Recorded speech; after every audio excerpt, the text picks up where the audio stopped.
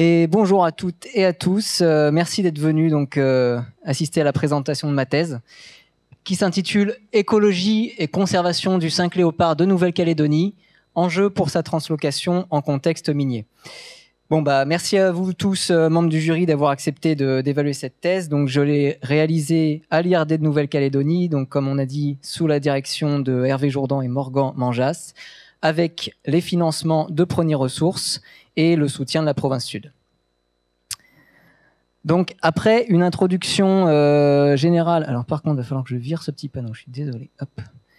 Après une introduction générale, dans laquelle je pourrais vous expliquer le contexte et la problématique de cette thèse, mon plan de thèse va suivre globalement mes principaux axes de recherche. Donc, en premier lieu, je vous parlerai des recherches méthodologiques de terrain que j'ai développées pour la capture, l'observation et le suivi des cinq léopards. Ensuite, je vous parlerai du statut de conservation globale des cinq léopards, avec une approche multiple, recherche de nouvelles populations, structuration génétique de l'espèce, et enfin une analyse géographique des menaces basée sur une modélisation de niche. Je finirai par une étude des traits de vie du cinq léopard dans l'optique de sa translocation, donc à travers une étude radiotélémétrique essentiellement. Et je finirai par une discussion générale sur la pertinence de la translocation comme mesure de conservation pour le cinq léopard. Donc, ce projet se concentre sur le cinq léopard, qui est un des nombreux représentants de la très riche faune reptilienne de Nouvelle-Calédonie. La Nouvelle-Calédonie est connue comme un hotspot de biodiversité, donc grâce à sa flore qui est unique au monde, mais on peut faire le même constat d'une biodiversité très riche et très largement menacée pour le seul groupe des squamates. Donc le squamate, comme on disait juste avant, c'est ce groupe qui inclut les lézards et les serpents. Et donc en Nouvelle-Calédonie, on a 139 espèces de squamates terrestres au dernier compte, dont près de 93% sont endémiques. Et la majorité de cette faune est constituée de lézards, donc des geckos et des cinques. Donc aujourd'hui, c'est 1,8% des espèces de lézards au monde qu'on ne trouve que sur notre petit caillou, qu'on distingue à peine sur la carte des hotspots. Et la Nouvelle-Calédonie a 10 fois plus d'espèces au kilomètre carré que les autres grandes îles du monde qui sont connues pour avoir une herpétofaune remarquable. Je pense à Madagascar, Nouvelle-Zélande, etc. Donc cette diversité exceptionnelle est due à plusieurs facteurs. La Nouvelle-Calédonie, au sens géologique du terme, est un archipel océanique qui a émergé il y a 38 millions d'années. Donc les seuls vertébrés à avoir colonisé cette terre peu après son émergence sont les reptiles, les oiseaux et les chauves-souris. Donc il n'y avait pas de mammifères terrestres à l'origine, d'où le fait que les lézards ont pu à loisir se développer et se diversifier dans les différentes niches écologiques qui étaient vacantes. Une particularité de la Nouvelle-Calédonie, c'est sa géologie un peu complexe, dont l'élément le plus remarquable est la couche de péridotite qui recouvre aujourd'hui une partie du territoire, 30% environ. Donc cette couche de péridotite, qu'on appelle aussi terrain ultramafique, elle concentre les réserves de nickel, donc qui sont au centre des enjeux économiques du pays. Environ 60 espèces de lézards se trouvent uniquement sur ces terrains ultramafiques, et il y a aussi une végétation originale qui s'y est développée avec énormément d'endémismes. Donc les maquis miniers en photo ici en sont un bon exemple. Donc c'est un jeu de végétation qui se développe essentiellement après des perturbations majeures de l'environnement, donc des végétations secondaires. Donc, la communauté scientifique s'est intéressée à l'herpétofaune calédonienne à partir du 19e siècle. Et il y a eu un tournant majeur à partir des années 80-90 avec la redécouverte de certaines espèces de geckos géants qui ont intéressé certains collectionneurs. Et les travaux de taxonomie et de phylogénie portés par Ross Adler et Aaron Bauer essentiellement. Donc, grâce au progrès des analyses moléculaires, le nombre d'espèces décrites depuis cette époque a doublé. En revanche, il y a eu très peu de travaux sur l'écologie des lézards en Nouvelle-Calédonie. Cette thèse en est l'exemple le plus important à ce jour. Et il n'y a pas, à l'échelle du pays ou d'une province, d'initiative pour la conservation d'un lézard. Pourtant, plusieurs espèces mériteraient de faire l'objet d'un plan de conservation. En 2017, l'Union internationale pour la conservation de la nature, donc l'UICN, a publié sa dernière évaluation de la faune des reptiles. Donc il en ressort que 68 des 104 espèces évaluées à cette époque-là sont menacées. Donc on connaît les menaces pour la plupart. Donc elles sont typiques des écosystèmes insulaires colonisés récemment par l'homme. Donc d'abord une modification brutale des habitats, essentiellement par les feux, le développement de l'agriculture, plus récemment par les activités minières. Et évidemment par aussi l'impact des espèces envahissantes exotiques qui est très important. Donc les espèces envahissantes impactent les lézards de toutes les manières possibles, donc par prédation directe, les chats et les rats, compétition pour les ressources alimentaires et dégradation générale des habitats. Mais pour revenir à la menace des activités minières, donc qui est au cœur de ma thèse, comment est-ce que les mines impactent l'herpétofaune de Nouvelle-Calédonie? Donc il faut savoir évidemment que le nickel en Nouvelle-Calédonie est exploité dans des carrières à ciel ouvert, donc on défriche de grandes surfaces d'habitat. Voilà, donc ça c'est l'impact direct. Il y a aussi des impacts indirects puisque la probabilité de départ de feu est plus importante aux abords des mines, comme de toutes les activités humaines. Et l'ouverture des milieux et le déplacement de matériaux favorisent aussi le déplacement d'espèces envahissantes comme les fourmis. Donc il y a une connectivité générale des habitats qui diminue autour des mines, donc à cause des exploitations, mais aussi des structures annexes comme les pistes d'accès aux mines par exemple.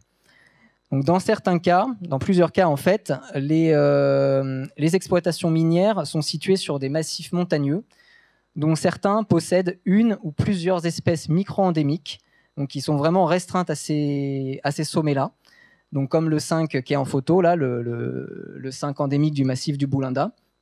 Donc dans ces cas-là, évidemment, les activités minières font poser un risque d'extinction très sérieux pour ces espèces-là. Donc il y a quand même des réponses qui sont apportées. Il faut savoir que les réglementations provinciales, les codes de l'environnement provinciaux protègent toutes les espèces natives de squamates. Et certains habitats naturels sont protégés en province sud, donc les forêts denses humides et les forêts sèches. La réglementation impose également aux industriels des états initiaux, des suivis de la faune et des mesures de compensation. Donc, ces mesures de compensation ou de conservation, habituellement, elles sont au nombre de... Enfin, il y a 3 catégories. D'abord, l'évitement, quand c'est possible. La mise en réserve de reliques d'habitats préservés au sein des concessions. Et de plus en plus, les industriels miniers s'intéressent à la translocation des espèces menacées. Donc, la translocation, d'après l'UICN, c'est le mouvement, le déplacement intentionnel d'organismes vivants d'un endroit à un autre, tout simplement. La translocation peut être réalisée pour différents motifs. Donc, par exemple, pour mitiger les conflits entre les hommes et les espèces sauvages, par exemple les serpents venimeux. Ça peut être pour la conservation d'une espèce et ça peut être dans un but économique, comme pour l'exploitation d'un massif minier. Donc, dans ces cas-là, on parle de translocation de compensation environnementale ou de translocation de mitigation. Et c'est donc une opération qui est présentée comme une mesure de conservation pour compenser l'impact causé à l'espèce. Or, pour qu'une translocation ait un effet bénéfique sur la conservation d'une espèce, elle doit profiter au moins à la population concernée. En tout cas, c'est l'UICN qui le dit. Donc, pas seulement aux individus déplacés. Mais on se rend compte que même la survie des individus déplacés n'est pas garantie et leur introduction dans une population existante peut avoir des effets néfastes. Donc ça, je vais en parler au cours de la thèse. On sait que les translocations de reptiles ont un taux d'échec plus important que pour les autres vertébrés, et en particulier les translocations faites pour la mitigation ont un taux de réussite encore moins important, généralement sont moins bien conçues et souvent moins bien documentées. Donc avant de vous parler de sa conservation, je vais vous présenter l'espèce sur laquelle porte l'étude, donc Lacertoides pardalis, donc, qui appartient à un genre endémique de Nouvelle-Calédonie et un genre monotypique. Donc il y a une seule espèce connue de Lacertoides. C'est une espèce de taille moyenne qui peut atteindre 15 cm au maximum de longueur corporelle. Elle est strictement diurne et terrestre. Et elle a la particularité, contrairement aux autres lézards de Calédonie, de ne pas trop aimer les forêts, mais de plutôt avoir des préférences pour les habitats de maquis très ouverts. Donc on pense que c'est peut-être le lézard le plus adapté aux maquis miniers en Nouvelle-Calédonie, donc les maquis strictement sur surface ultramafique. Donc c'est vraiment une espèce à part parmi les 5 de Nouvelle-Calédonie. Elle a plusieurs caractéristiques qu'on peut interpréter comme des adaptations à la vie dans le maquis. D'abord, c'est une des 2 seules espèces à la fois vivipare et héliophile, donc qui prend le soleil de manière régulière. Donc on pense que c'est une adaptation aux variations extrêmes de température et d'humidité qu'on rencontre dans les maquis. C'est le seul 5 qui est majoritairement frugivore en Calédonie. Donc c'est probablement une adaptation à la rareté des proies animales dans le maquis. Et enfin, c'est une espèce très très discrète, pratiquement impossible à voir sur le terrain. Et on peut interpréter ça comme une adaptation à la menace des oiseaux, qui évidemment est exacerbée dans les milieux ouverts. Donc l'espèce a été découverte en 1995 au col de l'Antenne, sur le massif de Coineyé, donc à proximité de l'actuelle usine du Sud. Plusieurs recherches de nouvelles populations ont été conduites sur le plateau de Goro, donc par Prony Ressources, anciennement Vallée. Mais l'espèce reste globalement très peu connue, puisque j'ai recensé seulement 69 occurrences dans les différents rapports d'expertise qui ont été réalisés pour Vallée avant ma thèse. Il y a quand même eu 2 synthèses qui ont été publiées sur sa distribution et son écologie, donc malgré le peu de spécimens, ça reste déjà une des espèces de lézards les plus étudiées en Nouvelle-Calédonie. En 2015, il y a eu une tentative de translocation de cette espèce, donc pour l'ouverture d'une carrière sur la concession CPA1. 17 individus ont été capturés et déplacés vers la mine A1, donc une mine orpheline sur le massif de Coineyé. Une mine orpheline avec une population résidente connue à l'époque. Donc, en 3 ans de suivi, il n'y a pas eu de recapture d'aucun des spécimens, des 17 spécimens déplacés. Donc évidemment, on en déduit qu'ils se sont dispersés. Les questions qui sont soulevées, c'est dans quelle modalité, au bout de combien de temps ils ont réussi à se réimplanter, quel a été leur taux de survie, et surtout quelles ont été leurs interactions avec les spécimens de la population. Donc globalement, on s'est demandé comment est-ce qu'on pouvait faire mieux. Et donc c'est la problématique qui est au cœur de ma thèse. Mais avant ça, il a fallu élargir le sujet de manière à couvrir tous les aspects du problème. Donc d'abord, les méthodologies de terrain pour la capture, l'observation et les suivis. Il y avait un certain biais associé à ces méthodes, donc j'ai essayé de les améliorer, de tester de nouvelles techniques. Donc, traditionnellement, depuis les années 2000, on capture le 5 léopard par des pièges collants, donc des glue traps. Ces pièges donc, comportent un certain nombre de biais. D'abord, il y avait des taux de capture relevés qui étaient globalement très bas, de l'ordre de 1%. Encore que ça peut dépendre des localités sur lesquelles ils ont été piégés. Il y a aussi un risque de mortalité qui est certain pour la faune et qui est décrié dans certains pays, notamment la Nouvelle-Zélande, je crois. Et enfin, la probabilité de recapture sur piège collant n'est pas connue et était estimée comme très faible. Donc il faut comprendre qu'une des finalités des opérations de capture, c'est de produire des suivis de population. Pour produire des suivis de population, il faut être capable de dire à un instant donné, de donner une estimation de cette population. Et très souvent, c'est basé sur des protocoles qui impliquent la recapture d'individus, comme le capture, marquage, recapture. Donc si un spécimen capturé une fois a moins de chances d'être capturé une deuxième fois sur le même type de piège, évidemment, c'est une limitation majeure. Donc j'ai testé 2 techniques utilisées à l'étranger. Donc en bas à gauche, les abris artificiels, donc 3 types de matériaux posés au sol. Donc c'était des tuiles en terre cuite, des tôles en aluminium et des ondulines. Donc ça procure un abri et une opportunité de thermorégulation pour les lézards. J'ai utilisé aussi des nasses métalliques, donc qu'on appelle des funnel traps. Et à chaque session de capture, j'ai réutilisé les pièges collants, étant donné que c'était la meilleure technique jusque-là. Par contre, j'ai essayé d'améliorer leur taux de capture en les appâtant systématiquement avec des fruits en boîte. J'ai pu comparer tout mon jeu de données sur les pièges appâtés avec les données de mes prédécesseurs, donc qui travaillaient essentiellement avec des pièges non appâtés. Donc les résultats sont assez clairs. En fait, les glue traps sont indétrônables. Les refuges artificiels n'ont rien abrité en plus d'1 an et demi en position. Donc j'avais 90 stations de pièges, donc chacune avec les 3 matériaux. Les funnel traps n'ont pas fait beaucoup mieux malgré un gros effort de capture, 1180 pièges jour. J'ai eu seulement 2 captures successives sur le même piège. Bon, par contre, un résultat intéressant quand même, c'est l'efficacité des pièges collants appâtés versus non appâté. Donc environ le double, 1,32% de taux de capture quotidien moyen, comparé à 0,61% pour les pièges non appâtés. Malheureusement, je ne suis pas capable de vous dire en fait, si c'est l'appâtage qui fait que ce score est meilleur. En effet, j'ai été obligé de répondre à plusieurs objectifs dans mes sessions de capture et notamment de rechercher de nouvelles populations. Donc, ce qui fait que j'ai travaillé sur des sites qui étaient en partie différents de mes prédécesseurs, peut-être des sites un petit peu meilleurs avec de meilleures densités. Mais en tout cas, le modèle linéaire que j'ai utilisé pour explorer mes données n'a pas été capable de trancher entre l'impact du site, de l'appâtage, de la saison dans laquelle j'ai capturé ou même des conditions météorologiques.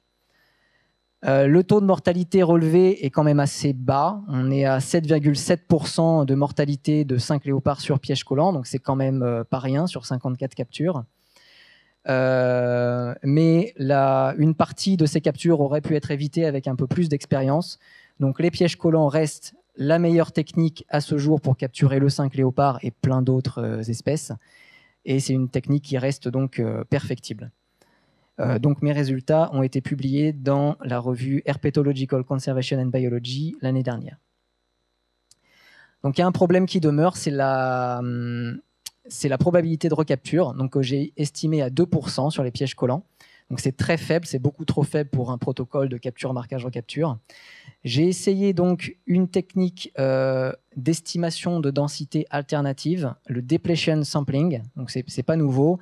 Il s'agit en fait de piéger intensivement une zone de surface connue et une fois qu'on n'a plus de capture de nouveaux spécimens, là on peut commencer à estimer la population. Donc il faut que la courbe d'accumulation des captures atteigne un plateau. Donc j'ai essayé ça sur l'îlot Nemu, qui est la station sur laquelle j'avais je pense la meilleure densité. Donc c'est la grande courbe sur le graphique. Donc on arrive bien à un plateau, mais c'est plutôt parce que les conditions météo se sont rafraîchies brutalement à la fin de ma session. Donc j'ai quand même eu 26 captures en 20 jours. Sur la mine A1, donc la courbe la plus plate du graphique, j'ai bien eu un plateau, mais là vraiment je l'interprète par le fait que la population était très très restreinte à cet endroit et avec très peu de spécimens. Donc voilà, on est toujours dans l'attente d'un système d'estimation robuste des populations de 5 léopards. Je pense que cette technique de depletion sampling pourrait marcher, mais avec vraiment une main-d'œuvre importante, un effort très important, plus que ce que j'ai pu faire. Mon deuxième axe de recherche se focalise sur l'état de conservation global du 5 léopard, qui méritait d'être révisé.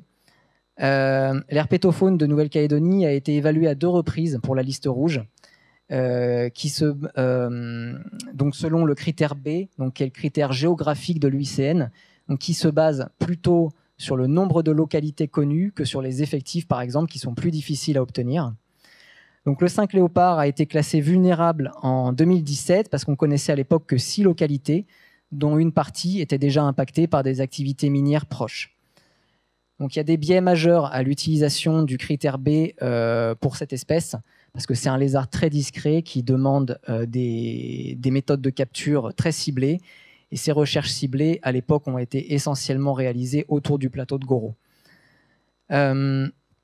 Les menaces sur les habitats sont prises en compte dans le critère B, mais pas de manière très précise. Donc il n'y a pas de quantification précise des impacts de la mine, des feux ou des espèces envahissantes à l'échelle de toute l'aire de distribution de l'espèce qui, de toute manière, n'était pas connue. Donc, dans cette partie, bien sûr, j'ai commencé par essayer de trouver de nouvelles populations, notamment vers le nord de son aire connue. Donc, certaines stations ont été découvertes par des personnes extérieures, que je remercie, et ont été déterminantes pour ces recherches. Donc, quand j'arrivais sur une nouvelle zone, j'utilisais typiquement un dispositif de 50 à 100 pièges sur un minimum de 3 jours de conditions favorables. Donc, j'ai pu trouver du 5 léopard sur 9 nouvelles stations. J'en ai pas trouvé sur 2 sites d'habitats qui avaient des habitats favorables, mais là, je pense que c'était plutôt les conditions météo qui n'étaient pas suffisantes. Donc, aujourd'hui, on sait que la distribution du 5 léopard s'étend sur le massif ultramafique du sud et jusqu'au massif ultramafique, les premiers de la province nord, sur la côte est, donc de Kanala et de Kwawa. Et si donc aujourd'hui on refaisait une évaluation du 5 léopard, ben, au vu de ce nombre de localités qui a augmenté, on pourrait le classer en quasi menacé. Donc non seulement on a des nouvelles localités, mais surtout la gamme d'habitats connus a été élargie. Typiquement, on connaissait l'espèce de maquis ligneux herbacé, donc très très bas du plateau de Goro, avec des affleurements de péridotite. Maintenant, on le connaît des berges rocheuses de rivières, comme à la Dimbéa, des éboulis rocheux également qu'on peut trouver. Je l'ai trouvé dans des falaises vraiment très isolées au milieu d'un maquis paraforestier très dense. Et je l'ai trouvé jusqu'à 900 mètres d'altitude au mont Zumak. Donc je pense que c'est sa limite altitudinale parce qu'il y avait vraiment très très peu de lézards à cette hauteur. Donc tous ces nouveaux habitats ont en commun d'avoir des micro-habitats rocheux et d'être sur des végétations qui sont globalement pas forestières. La seule exception, c'est l'îlot Nemu. Donc c'est un petit îlot de la côte est, près de Thio. C'est la seule population insulaire connue. Heureusement, il n'y a pas de chats. On a une population qui a l'air en très bonne santé et qui est majoritairement sous couvert forestier. Donc on a des falaises sous couvert forestier. Bon, c'est plus un maquis paraforestier très développé, mais c'est presque une forêt. Des éboulis dans des zones plus ouvertes. Donc c'est une station qui a été très importante pour moi parce que j'y ai fait un suivi radiotélémétrique. Donc j'en parle après. Ok, donc maintenant on a une meilleure idée de sa distribution. On a plusieurs nouvelles localités et on se demande si ces populations sont plus ou moins connectées entre elles. Donc pour ça, on a réalisé une étude de la structuration génétique des populations. Bauer et Sadlier avaient déjà réalisé une première étude génétique des lézards du Grand Sud en 2014, qui n'avait pas été publiée. Ils avaient intégré 4 populations de 5 léopards du plateau de Goro et ils n'avaient pas trouvé de variation majeure entre les séquences génétiques. Donc ils en avaient conclu qu'il y avait un bon flux génétique entre ces populations, malgré des habitats qui étaient de toute évidence discontinus, parce que les milieux rochers ne sont pas continus dans le Grand Sud. On a pu élargir cet échantillonnage en intégrant 14 stations, dont les 2 les plus au nord. 4 marqueurs génétiques, donc une séquence génétique nucléaire et 3 séquences mitochondriales. Et donc, selon ces séquences, on a de 22 à 33 spécimens représentés.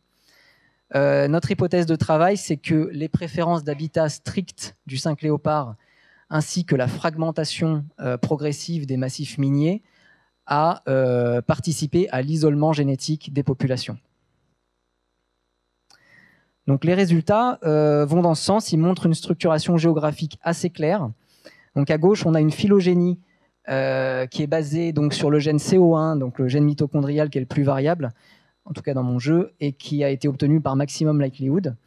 Donc sur cet arbre phylogénétique, on voit que les séquences qui ont été prises sur des spécimens proches géographiquement se regroupent naturellement entre elles en 4 clades, 4 groupes géographiques.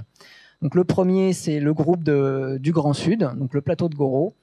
Le deuxième est beaucoup plus large, il va de Thio, donc Mignoland, Nemu, jusqu'au Zumak et à la montagne des Sources, donc au cœur de la chaîne. Les 2 derniers groupes, Kwawa et Kanala, sont chacun composés d'un seul spécimen, donc forcément ça fait des groupes.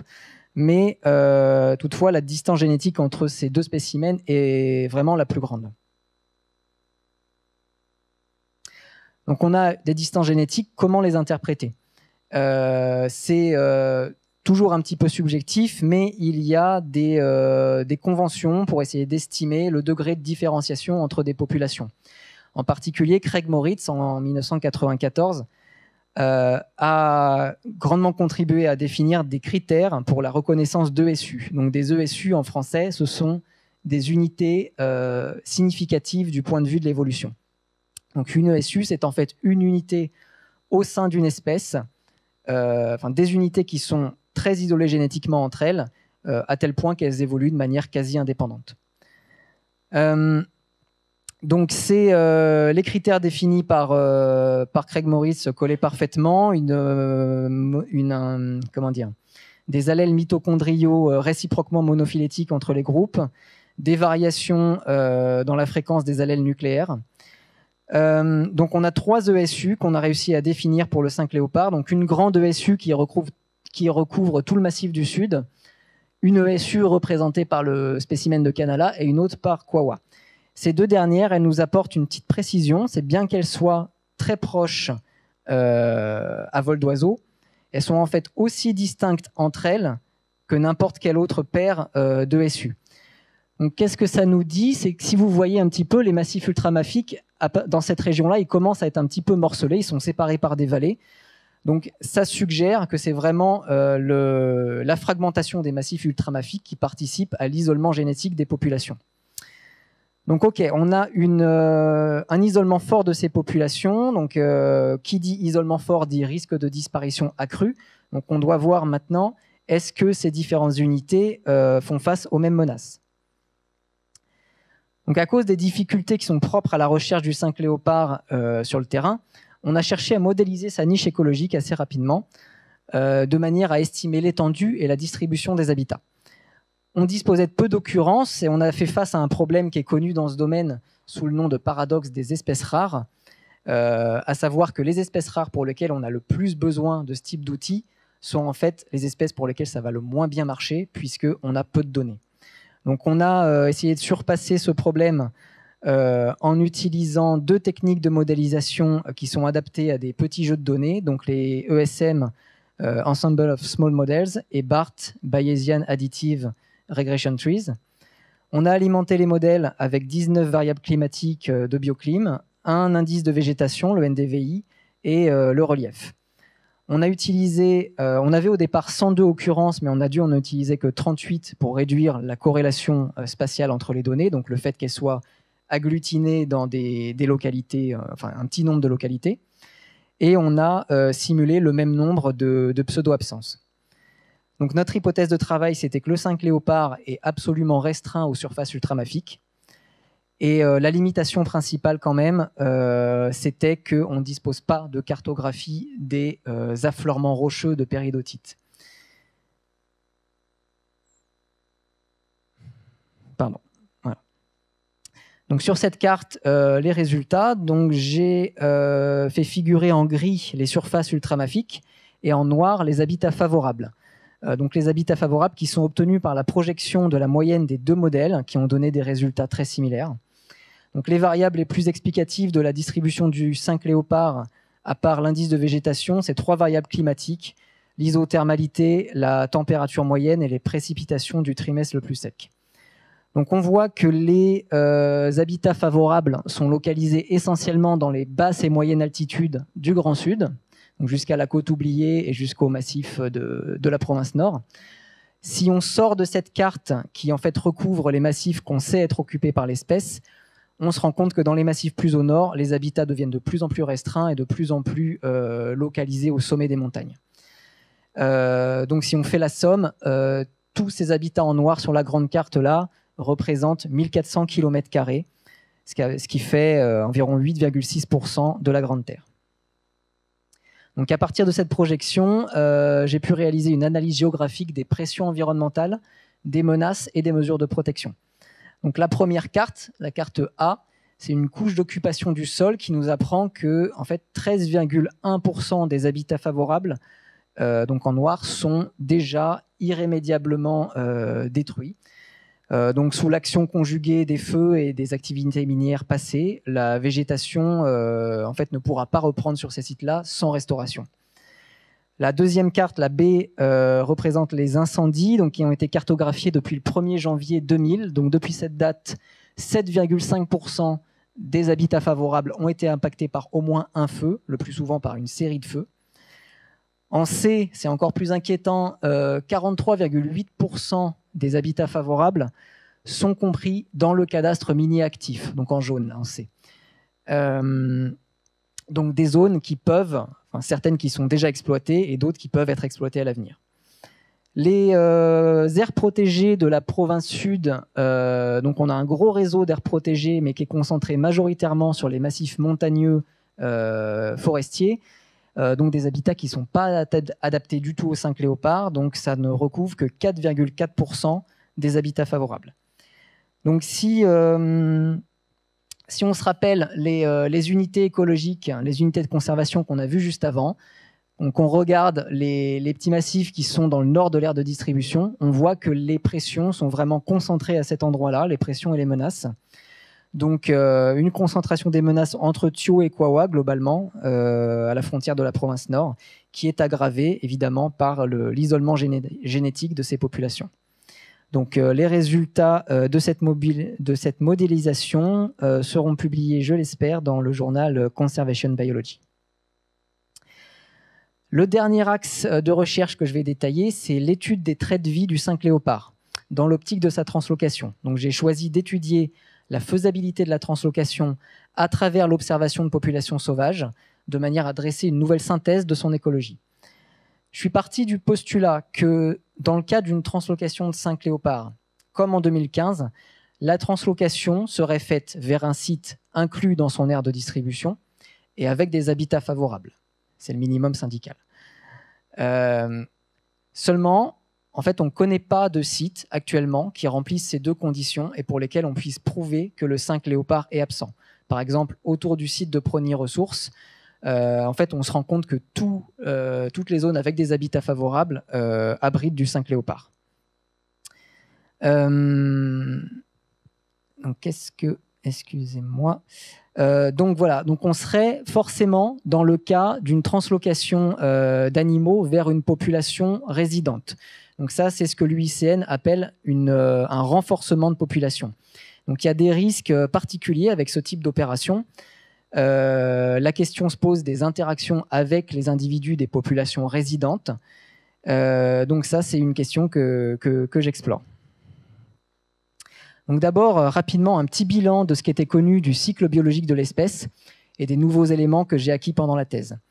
Ces éléments confirment ce qu'on pensait jusque-là. Donc en 2014, on estimait que le 5 léopard devait avoir un cycle biologique annuel, donc une reproduction annuelle, à partir de la dissection d'une dizaine de spécimens.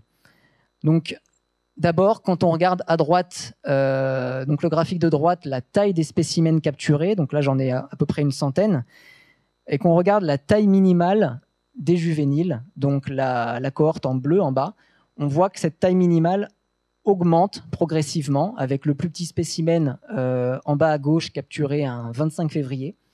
Donc ça pourrait suggérer que les naissances ont lieu en même temps au début de l'année et que donc les individus grandissent de manière synchrone. On a également des éléments in situ et en captivité pour dire que très probablement le 5 léopard acquiert sa maturité sexuelle au cours de sa deuxième année. On n'a pas pu observer d'accouplement dans la nature, mais on a observé des signes indirects, donc ces espèces de marques de morsure sur le flanc des femelles qu'on a détectées début août et fin septembre.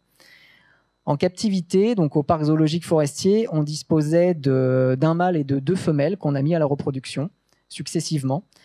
Il y a un accouplement qui a eu lieu fin septembre et un autre, et la deuxième expérience en octobre, en fait, n'a pas donné lieu à une reproduction. Donc maintenant, on connaît à peu près bien le cycle biologique de l'espèce, avec donc des accouplements probablement entre août et septembre et des naissances en début d'année.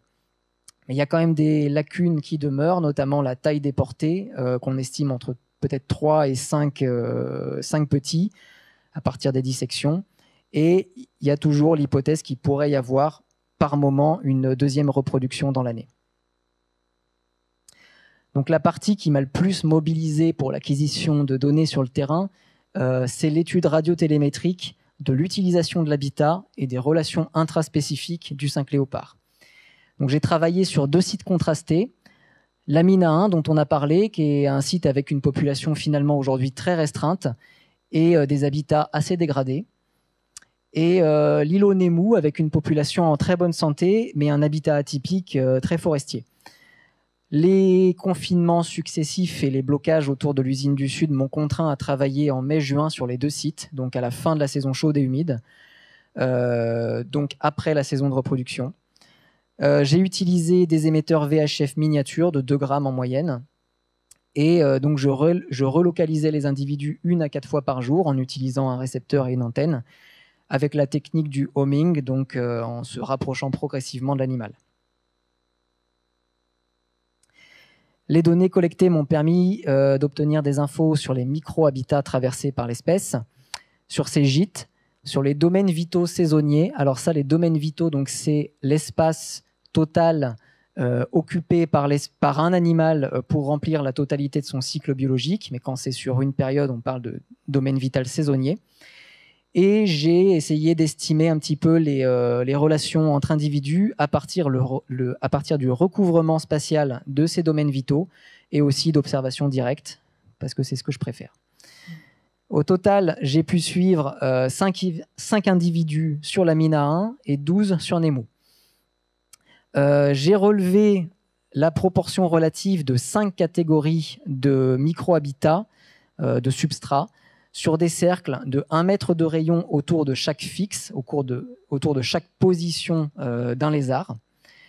Donc ces 5 substrats, ces 5 types de substrats, c'était les rochers, les plantes herbacées, les buissons, la litière de feuilles mortes et le sol nu. Et j'ai répété ces mesures sur des points aléatoires de la zone de manière à comparer les préférences d'habitat du lézard avec les habitats dont il disposait. Il en ressort que les micro-habitats rocheux sont particulièrement recherchés pendant les phases d'activité, donc en dehors des gîtes, donc ce n'est pas nécessairement quelque chose qu'on savait. Et surtout, les sols nus sont absolument évités. Apparemment, il a l'air indifférent aux autres catégories de micro-habitats. Les gîtes individuels que j'ai observés sont au nombre de 12 sur Nemu et de 23, de 12 sur Mina 1 et de 12 et de 23 sur Nemu, je vais y arriver. Ces gîtes sont pratiquement tous en milieu rocheux, généralement dans des fissures, parfois dans des éboulis, c'était inédit sur Nemu. Très rarement, on les trouve dans la végétation au sol, parfois dans des fissures de latérite ou dans des terriers de rongeurs. Par contre, il y a un résultat intéressant, c'est que pour chaque individu, au cours de mes sessions de suivi, j'ai identifié de 1 à 6 gîtes seulement, donc malgré la grande disponibilité de gîtes potentiels dans les zones. Donc ça me suggère qu'il y a une fidélité au gîte qui est très forte. Mais aussi, chaque gîte individuel abritait de 1 à 3 individus au cours des sessions de capture, mais très rarement ensemble. En fait, ils tournaient entre les gîtes. Donc ça, je ne sais pas trop comment l'interpréter, à part comme le fait qu'en fait, ils sélectionnent très rigoureusement leurs gîtes selon des critères que je serais bien incapable de donner. Donc finalement, avec les relocalisations successives des 5 léopards suivis, j'ai pu mesurer les domaines vitaux pour 3 individus sur Mina 1 et 7 sur Nemu. J'avais un sexe ratio qui était très déséquilibré en faveur des femelles. J'ai eu un seul mâle suivi sur chaque population. J'ai pu estimer les surfaces à partir de la technique AKDE, donc qui permet d'estimer une probabilité de présence au sein du domaine vital, mais également de limiter l'autocorrélation des données de radiotélémétrie, donc ça c'est un peu technique.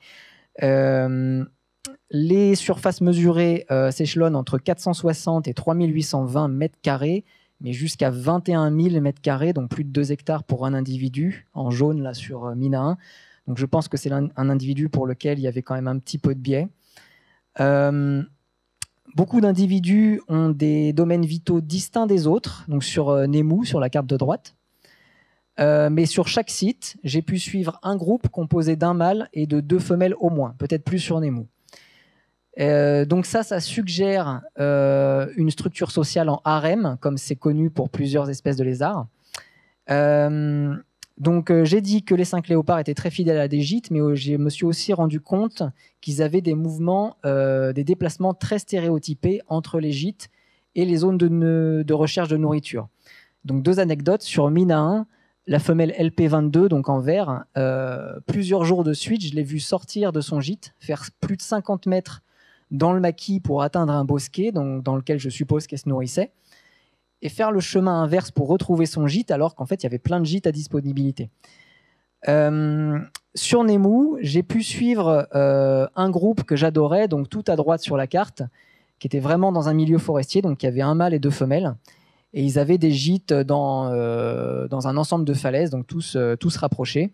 Donc une journée en particulier de bonnes conditions, je les ai vus sortir du gîte, enfin je les ai détectés sortir du gîte sur les coups de 9 heures, faire plus de 50-60 mètres pour remonter la crête au-dessus de leur gîte, trouver, je pense, une zone de nourriture parce qu'il y avait plein de fruits à ce moment-là. et donc un déplacement complètement en fait synchrone dans la même direction de ces 3 individus. Et après, dans la journée, ils sont tous retournés à leur gîte dans les falaises sous la forêt. Donc là, la petite citation du professeur Alan Grant que vous aurez reconnu, elle est un petit peu exagérée, mais c'était vraiment l'état d'esprit dans lequel je me trouvais à ce moment-là. Donc j'espère que ces données, donc elles ont été soumises au Journal of Herpetology, donc j'espère qu'elles seront bientôt révisées. Pour résumer cette partie, la synthèse de ces éléments anciens et nouveaux nous permet d'apporter un premier éclairage sur les questionnements posés par la translocation. La radiotélémétrie a été très informative, mais ça marchait plus ou moins bien selon les individus. J'aurais aimé avoir des juvéniles, mais j'ai essayé avec des émetteurs vraiment miniatures, c'était trop invasif pour eux. J'aurais aimé avoir plus de mâles pour vérifier s'ils s'excluaient réellement, et surtout, il aurait fallu savoir ce qui se passe pendant la saison de reproduction. Toutefois, on peut quand même faire des hypothèses sur les risques liés à la translocation à partir de ces observations. Si la structure en harem est confirmée, il faudrait absolument éviter le déplacement de mâles vers une population résidente, sous risque qu'il y ait vraiment des conflits, ou alors introduire seulement des groupes d'adultes trouvés ensemble et vers des zones inoccupées, donc qui restent à trouver. La fidélité importante au gîte et au territoire indique qu'il y aurait certainement un stress très important des adultes si on les déplaçait, donc avec des risques de dispersion accrus.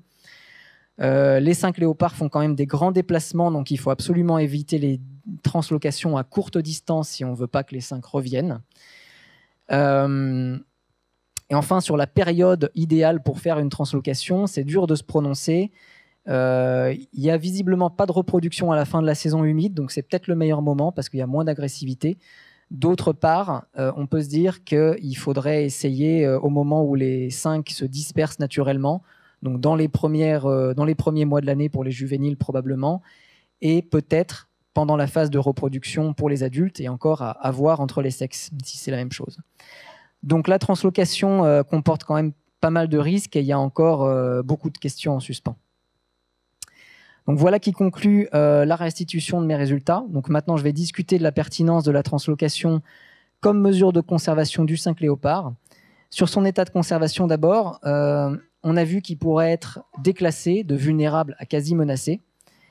Donc d'après cet indicateur, on peut se dire que la situation s'améliore, mais en fait pas du tout.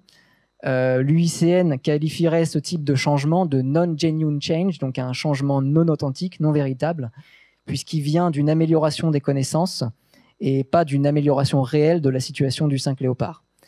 Donc notre approche intégrative nous a permis de révéler des enjeux de conservation malgré un statut de conservation qui est globalement plutôt satisfaisant. Le risque d'extinction est certainement faible, mais ça n'enlève rien à la réalité des pressions sur l'environnement qui sont par endroits très intenses, comme on peut le voir donc sur ces images satellites des massifs de Kouawa jusqu'à Thio. En fait, si je devais résumer, je dirais que le 5 léopard est moins en danger que ses habitats. Donc, je voulais aussi dire un petit mot rapide sur les réglementations et l'utilisation des classements UICN comme outil de protection, non, comme outil de priorisation des enjeux de conservation. Les évaluations UICN, elles ont été faites à l'échelle globale, donc à l'échelle du pays, puisque de toute façon, on parle d'espèces endémiques au pays. En revanche, les réglementations environnementales, elles sont définies par chaque province en Nouvelle-Calédonie. La situation du 5 léopard montre une des limites de ce fonctionnement. Si on fonctionne avec des réglementations provinciales, la logique voudrait qu'on utilise des évaluations provinciales, comme on a à travers le monde des listes rouges nationales ou régionales. Pour le 5 léopard, donc qui pourrait passer en quasi menacé au niveau global, si on faisait une évaluation provinciale, il serait en fait quasi menacé en province sud, mais en province nord, il ne serait pas quasi menacé, il serait en danger d'extinction. Donc ensuite, la liste rouge, bon, c'est un système très robuste pour évaluer toutes les espèces à l'échelle mondiale, mais c'est un peu moins adapté pour prioriser les enjeux de conservation à l'échelle d'un petit territoire insulaire comme le nôtre. En effet, le 5 léopard, par exemple, a une distribution restreinte, et on sait que des localités sont menacées d'ores et déjà, et si celles-ci disparaissaient, l'espèce pourrait très très vite repasser en VU. Donc ça, c'est un défaut du fait qu'il ait vraiment une aire très restreinte. La Nouvelle-Zélande s'est dotée d'un système de classement alternatif qui tient compte de ce contexte de hotspot insulaire, avec des espèces, donc celles qui ont une distribution naturellement petite, qui sont systématiquement placés dans une catégorie à risque, donc peu importe que leur population soit en déclin, stable ou même en situation de regain. Dernière diapo, donc finalement, j'aimerais prendre du recul et questionner un petit peu l'approche espèce qui prédomine encore pour la conservation de la faune en Nouvelle-Calédonie. Donc on est dans une situation où les espèces sont protégées, mais pas leurs habitats. Dans le cas des lézards, on propose la translocation comme solution, en validant de fait la destruction des habitats à un endroit donné. Face à la hausse mondiale de la demande en nickel et aux pressions environnementales qui existent par ailleurs, les feux, les espèces envahissantes, ils sont toujours là, face à ces pressions, il va falloir commencer à sortir de cette stratégie en fait, qui consiste à déplacer les espèces en détruisant leurs habitats. Parce que dans un petit territoire comme le nôtre, on conçoit très bien que ce n'est pas durable. D'autre part, et ça c'est un constat qui est partagé à travers le monde, les translocations de mitigation, dans le cas des translocations de mitigation, on part d'un enjeu espèce, mais on apporte une réponse qui est basée sur les individus. Le bilan pour la conservation de l'espèce dans ce type de cas est toujours négatif. On a donc d'un côté des mesures par espèce qui sont complexes, coûteuses, à l'issue incertaine et surtout qu'il faudrait répéter potentiellement pour chaque espèce impactée. Et de l'autre, on pourrait essayer d'imaginer une approche basée sur les habitats qui permettrait de mutualiser les coûts de la conservation. Donc les menaces étant systémiques, il serait plus logique d'y apporter des réponses systémiques. Et ça existe déjà. Pour la végétation, en province sud, on a des obligations qui se basent sur une approche habitat. Quand il y a un défrichement, il doit y avoir une restauration de la végétation en dehors du site minier, puis sur le site à sa fermeture. Donc pour moi, il faudrait une réglementation similaire pour la protection de la faune. On pourrait compenser les impacts de la mine par une amélioration de l'état de conservation global de la faune en dehors des zones exploitées. Pour ça, on pourrait améliorer la capacité d'accueil des sites, peut-être par une mise en réserve, ou alors mettre l'accent sur la lutte contre les feux, mais surtout réguler les espèces envahissantes, ce qui profiterait à toutes les espèces de l'habitat.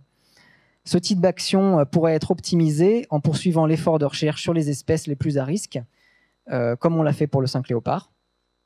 Enfin, il faudra tenir compte de la connectivité des habitats donc pour les populations animales, puisque préserver des populations isolées sous cloche, ce n'est pas une solution durable pour leur résilience.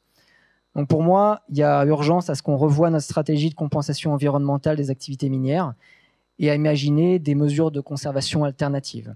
Donc je pense que la plupart des solutions existent déjà, heureusement. Donc je conclurai là-dessus.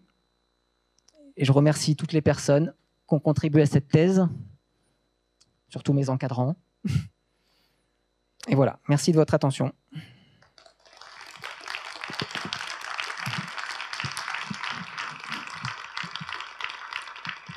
Bien, merci beaucoup Mathias pour cette présentation claire et presque dans les temps. Donc ça va, à quelques minutes. Merci. Donc moi j'ai un petit problème en ce qui me concerne parce que je suis rapporteur et président, donc je ne vais pas forcément jouer entièrement mon rôle de rapporteur, peu importe. Donc c'est pour ça que je vais d'abord passer la parole à Anne. Oui, merci. Le second rapporteur. Et puis ensuite, ce sera peut-être pas moi qui parlera après, on verra comment on distribue. Donc c'est pour expliquer pourquoi je dérogerai peut-être la règle, enfin, la coutume. Donc Anne, si tu veux bien, tu peux commencer à poser des questions à Mathias. D'accord, je vais commencer. Alors merci Xavier. Alors déjà félicitations Mathias, tu as fait une très belle thèse, tu as récupéré tellement de données alors que c'était pas facile avec la pandémie et les problèmes sociaux de la Nouvelle-Calédonie, donc je pense déjà bon travail. J'ai du mal à Tu m'entends pas bien là, Tu m'entends pas bien là, Tu veux que je parle plus lentement? J'ai un petit peu de difficulté. Tu as pris le micro? Oui, j'ai pris le micro, ouais. Il y avait un peu d'écho. Peut-être qu'il faut essayer de parler lentement. D'accord, je vais essayer. C'est pas facile. Voilà, merci. J'ai quelques questions, mais pas beaucoup, parce que la plupart, tu les as vues dans mon rapport. Je voulais commencer par les pièges collants. Alors, comme tu le sens, en Nouvelle-Zélande, on les utilise plus parce qu'il y a beaucoup de mortalité. Et on utilise les refuges artificiels. Et toi, ça n'a pas marché du tout. Est-ce que tu sais pourquoi? Parce que tu l'as pas vraiment discuté peu dans ta thèse. Donc, je voulais savoir si tu avais une hypothèse et laquelle c'était, si tu pouvais m'en parler. Oui, d'abord, faut dire que les pièges, les abris artificiels, ils ont vraiment abrité rien du tout. Donc, Okay. à part des veuves noires, j'ai jamais rien trouvé dessous. Par ailleurs, dans le milieu naturel en Calédonie, c'est très rare qu'en soulevant des abris de ce type-là, des déchets, je trouve des lézards. Donc en fait, a posteriori, je me dis que c'était même pas la peine d'essayer parce que c'est vraiment, à mon avis, quelque chose qui est beaucoup plus adapté au climat tempéré, dans lequel il y a un vrai enjeu de thermorégulation pour les animaux. Là, globalement, il fait chaud tout le temps. Chaud, ouais. Les animaux sont actifs. Ok. Est-ce que tu les as essayés dans les populations que tu avais trouvées qui vivaient à 900 mètres d'altitude, par exemple? Est-ce que tu penses que ça aurait pu marcher là-haut, comme il fait plus frais? C'est a posteriori une très bonne idée. Ou peut-être que pour les prochains étudiants, ils pourront essayer. C'est vrai. Mais faut dire que c'était quand même difficile à mettre en place dans ces contextes de maquis très rocheux et très en pente. Ouais. Tu m'as pas parlé. Est-ce qu'il y avait donc il y a un peu de mortalité, mais est-ce qu'il y avait des lézards qui perdaient leur queue aussi, ou c'est déjà arrivé? Alors en fait, j'étais un peu surpris de cette question que tu avais posée dans le rapport déjà, parce que en Calédonie, les lézards perdent très peu leur queue spontanément, à part une ou deux espèces de geckos. Il y a pas de, c'est pas vraiment systématique. Non. Ok, d'accord. Parce que chez nous, c'est plus courant, c'est pour ça. Chez nous, je parle en Nouvelle-Zélande. Enfin, là, dans ta thèse, tu disais que des fois, il y avait une mortalité qui pouvait être décalée. Il y avait des chercheurs qui avaient montré que des fois, la mortalité n'était pas tout de suite après les avoir enlevés des pièges collants. Ça pouvait arriver plusieurs heures ou plusieurs jours après en captivité. Et du coup, je voulais savoir, toi, quand tu les récupérais, tu les relâchais tout de suite? Et si tu les relâchais tout de suite, du coup, il est possible que certains soient morts aussi plus tard. Ou est-ce que tu crois que tu as peut-être sous-estimé la mortalité? En fait, c'est ça que je voulais savoir. Ok, alors, donc plusieurs choses. Donc, non, je pense pas avoir sous-estimé la mortalité. Alors, l'étude à laquelle tu fais référence, j'ai oublié l'auteur, mais c'est dans les années 90. Et en fait, quand on lit le détail de cette publication, ce monsieur-là, donc c'était assez nouveau, je crois, les pièges collants à cette époque-là. Et en fait, ce qu'il faisait pour les décoller, donc traditionnellement, on décolle les lézards avec de l'huile végétale. Et en fait, lui, ce qu'il faisait, c'est qu'il les mettait dans des sacs plastiques avec de l'huile. Oh, d'accord. Oui. Donc, en fait, je pense que tout simplement, les lézards se noyaient. Et donc, il les conservait en observation dans des terrariums et il mesurait comme ça la mortalité. Non, moi, je pense pas parce que déjà parce que tous les individus que j'ai suivis, en fait, je les ai capturés sur piège collant, y compris ceux que j'ai gardés en captivité au parc forestier pendant des années. D'accord, donc il n'y avait pas de mortalité après, donc ça c'est bien. Ok, super. J'ai une question à propos des habitats. Est-ce que tu penses que l'habitat des 5 léopards était plus diversifié avant que l'homme ou les activités minières ou même les prédateurs arrivent? Parce que maintenant, tu en as trouvé qui vivent en forêt aussi, sur l'île de Nemo, et puis tu en as trouvé en altitude. Et du coup, si tu penses que l'habitat était plus diversifié avant, est-ce que tu penses que ça a aussi des conséquences sur les recommandations que tu fais? Parce que peut-être que du coup, on n'est pas obligé de les réintroduire que dans des terres, des habitats miniers, quoi. D'accord. Je pense pas que les habitats étaient plus diversifiés avant. Je pense que déjà, de toute façon, les habitats se sont ouverts par l'action de l'homme, donc avec les feux. Les maquis qu'on voit aujourd'hui sur les massifs ultramafiques sont globalement très dégradés parce qu'il y a une fréquence des feux qui est énorme par rapport à ce qu'il y avait dans le passé. Nemu, c'est un cas très très particulier où en fait l'habitat est très restreint. Il manque aussi une partie des espèces. Je ne sais pas exactement comment les espèces sont arrivées sur Nemu, si c'est par un ancien pont terrestre ou par la mer, mais il manque une espèce principale, Tropidoscincus variabilis, qui, dans les milieux forestiers du Grand Sud, occupe vraiment le sol en forêt, donc qui est la même taille, peut-être un petit peu en compétition pour les ressources. Sur certains sites autour de Prony Ressources où on trouve plus de 5 léopards, c'est le Tropidoscincus qui a remplacé.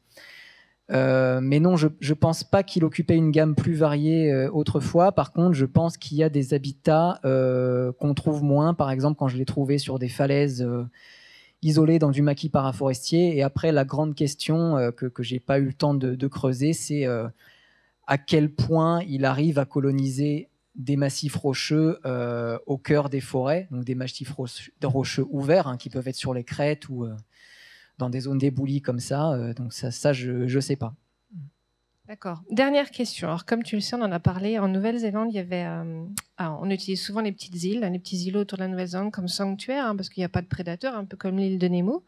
Et du coup, est-ce que tu penses que ça pourrait être une solution aussi pour les espèces de lézards en Nouvelle-Calédonie, d'utiliser des petits îlots où il n'y a pas encore de prédateurs comme sanctuaire et peut-être les réintroduire là-bas plutôt qu'essayer de les garder dans des endroits où il n'y a peut-être plus d'habitat adéquat? Non. Non. Okay. Et pourquoi je pense pas parce que d'abord des îlots il y en a peu et enfin il y en a relativement peu, en tout cas des grands îlots. Ils sont pas tous exempts d'espèces envahissantes comme les chats, donc Nemu c'est vraiment une très bonne chose, mais il y a aussi des rats noirs quand même, il y a des cerfs, etc. C'est le cas dans certains îlots de l'île des Pins, mais souvent sur les îlots la végétation est particulièrement dégradée. Donc en fait on a une gamme d'habitats sur les îlots qui est très pauvre par rapport à ce qu'on trouve sur la Grande Terre. Et en fait, pratiquement tous les lézards de Nouvelle-Calédonie sont habitués à un milieu en grande partie forestier. Donc non, je ne pense pas que ce serait une solution. Ok, d'accord. Merci beaucoup. Je ne sais pas qui veut prendre... Donc, Rich, can you hear me? Yes, I can. Okay, beautiful. If you agree, that will be your turn to provide some comments and questions. Absolutely. So I think I understood the presentation pretty well, but the slides were very helpful. I'm not quite so clear about the discussion, so I may end up repeating issues that people have already raised. I thought it was... it's a fascinating project. It's an incredibly difficult study system. An animal that probably is genuinely rare over a lot of its range in a habitat where it's incredibly difficult to sample. Very reminiscent in some ways of some of the challenges with the New Zealand endemic skinks and their conservation problems. I thought the overall conclusion about the need to conserve habitat rather than translocate seems very sensible to me. It echoes some of the conclusions that my research team reached with a montane viviparous skink in Australia, the Blue Mountains water skink, that was believed to be very rare. Turned out when we did the surveys, if you used the right method, in fact, it was very widespread. And the big issue was not individual lizards, it was the habitat, as Matthias has suggested. And we felt that if you could keep the habitat intact, then the lizard would be fine, and you really should put your effort on habitat conservation. So I think that message resonates very strongly. I guess one of the things I don't know about the lizard, and it may be tucked away in the parts of the thesis that are written in French or and been discussed in the questions, but it's the dietary habits. This is a herbivorous lizard. It's eating fruit, as I understand it. I'm wondering to what degree it's dependent on particular species of native plants that produce fruits, whether they produce fruits over only a small part of the year. And I guess by extension, whether one of the things you could do to improve habitat quality for this lizard would be to think about encouraging the growth of some of the kinds of plants that the animals depend upon. I'd be interested in Matthias's ideas about that. Yes, sure. So the thing to understand is that the maquis habitats nowadays in New Caledonia are extremely degraded. And in some places, I think the vegetation is not able to produce enough species to feed this particular lizard. In a few places in the far south, I found stations where there was only, I think, 2 or maybe a few more species that were consumed by the lizard. And it consumed preferably the, I can find the picture, the myrtastrom, which is the biggest, I think the biggest fruit we can find in the maquis. So that is the blackberry on the left. And I think there is indeed how would you say, a strong relationship to the availability of fruits. I was able, I think, in these stations to find differences in the diet of adults versus juveniles. So the myrtastrom on the left was, in fact, I think, the best food source, and the juveniles mostly didn't have access to it because I think the adults would, be only on these species.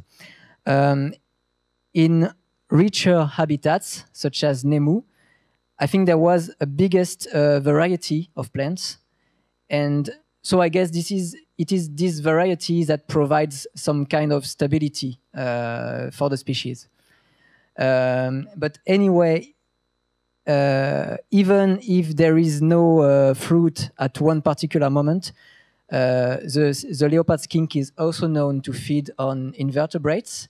I think there is also one occurrence of feeding on a small skink.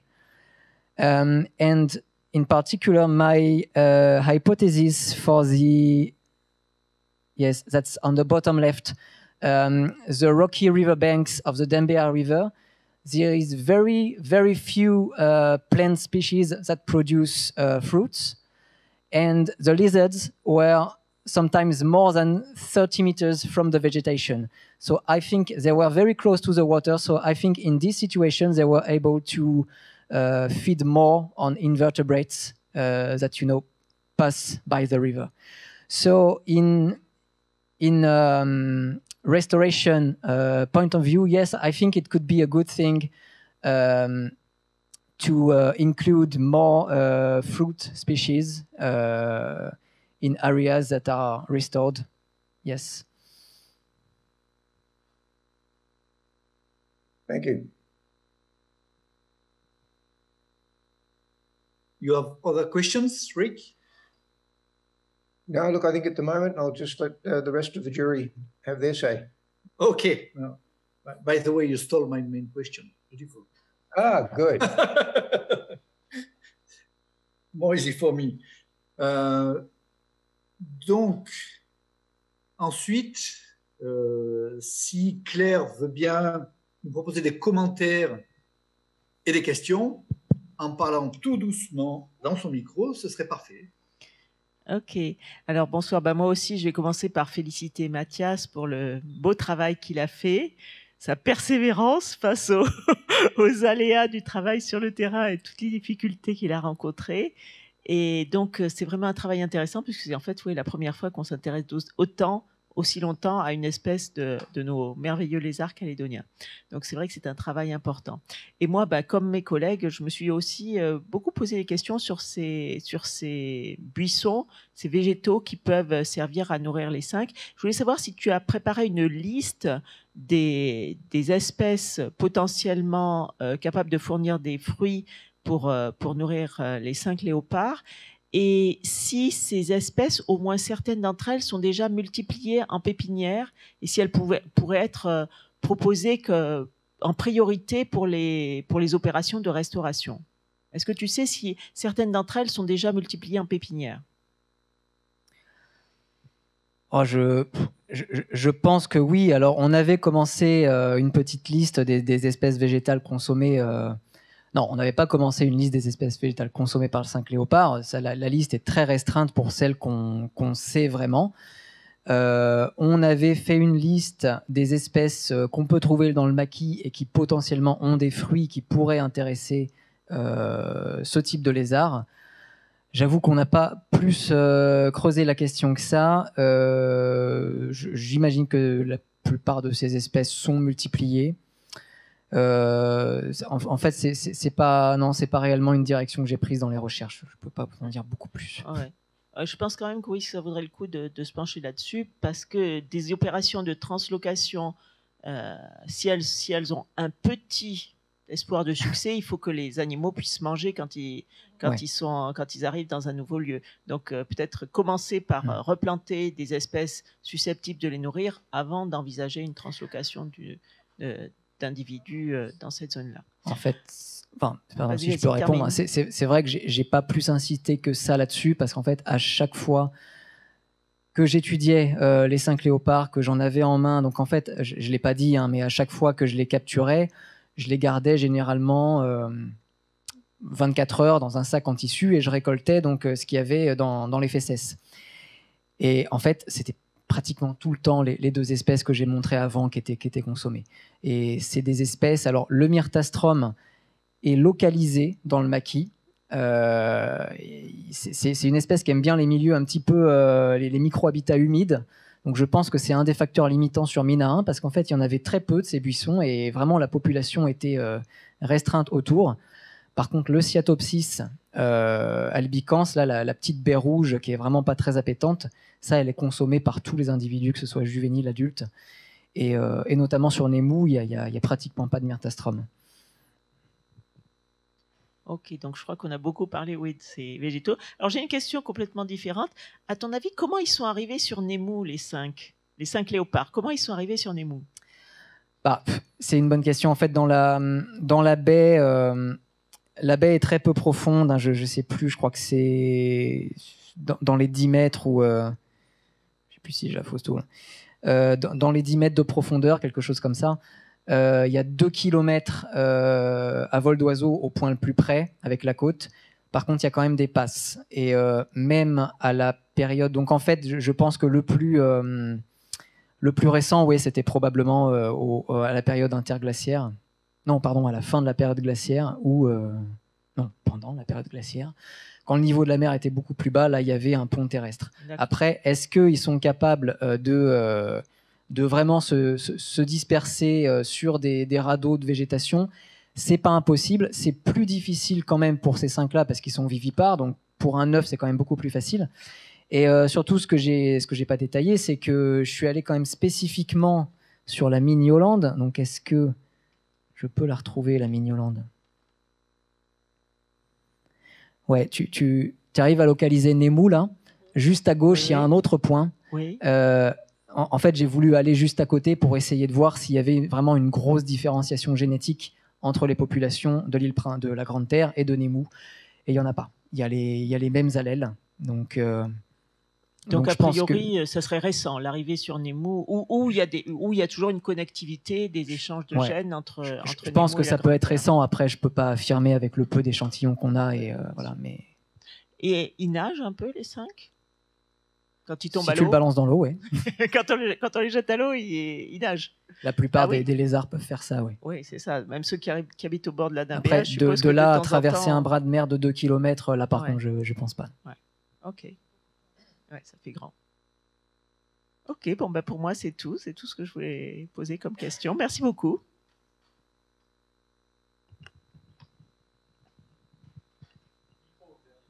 Ton micro. Oui, pardon, j'ai oublié de mon micro. Pardon. Merci beaucoup, Claire. Donc, je suggère maintenant que Stéphane nous donne des commentaires et pose quelques questions à Mathias, si tu es d'accord. Oui, pas de problème. Encore félicitations, un super fin de cette grand travail. Tu as survécu aussi, donc c'est bon. On a tous survécu. Oui, on a tous survécu, ouais, c'est vrai. Juste une question sur les... Est-ce que tu as des informations sur les autres endroits concernant la présence des fruits et des baies sur les autres populations, sur Kawawa et Bogata pas trop? Non, ça on pourrait demander à la personne qui les a trouvés. Ouais. Ah non, bon, la personne à gauche, la personne qui les a trouvés. Les photos que j'en ai vues, tu pourrais peut-être répondre, Steph, mais c'est impossible à dire, mais on était donc sur ces habitats-là, dans des habitats de maquis arbustifs, pas très hauts, pas forcément très folichons. Mais bon, c'est peu de données, quoi. C'est des données qui m'ont été transmises. Il n'y a pas eu de programme là-bas réellement de notre part, donc je pourrais pas dire. Mais je suppose qu'il y a du Cyathopsis comme partout. Bon, éventuellement, comme ces populations-là, ils sont les plus à risque, éventuellement, les opérations de plantation de myrtastrum pourra éventuellement augmenter le source de nourriture et ainsi peut-être les populations. Voilà. S'il y a de la restauration de végétation, ce dont Oui. je suis Oui. même pas convaincu. Enfin bon, le myrtastrum, oui. c'est assez simple, c'est des boutures. Donc, ouais. voilà. Et ça, effectivement, c'est sûr que ça produit vraiment une très bonne source de nourriture pour le cinq léopard. Il y en a vraiment, ils mangeaient que ça. En fait, souvent, je trouvais des cinq, des femelles, et je me disais, ouais, super, j'ai une femelle pleine. Non, c'est une femelle qui s'était gavée, quoi. Ok, donc c'était super.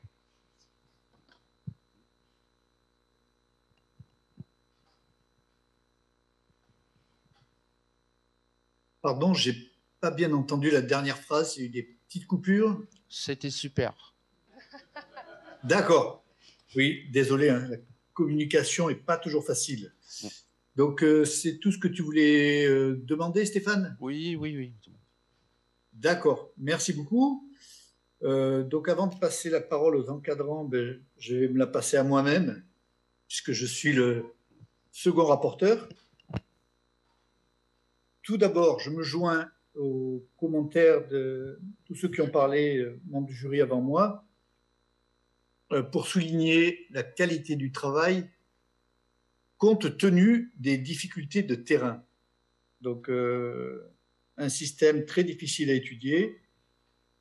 Et donc, tu t'en es bien sorti, même si tu ne l'as pas rappelé au cours de l'exposé, tu as dû t'adapter, trouver des solutions, changer plus ou moins de plan en cours de route, et ça, c'est vraiment très bien que tu aies réussi à le faire.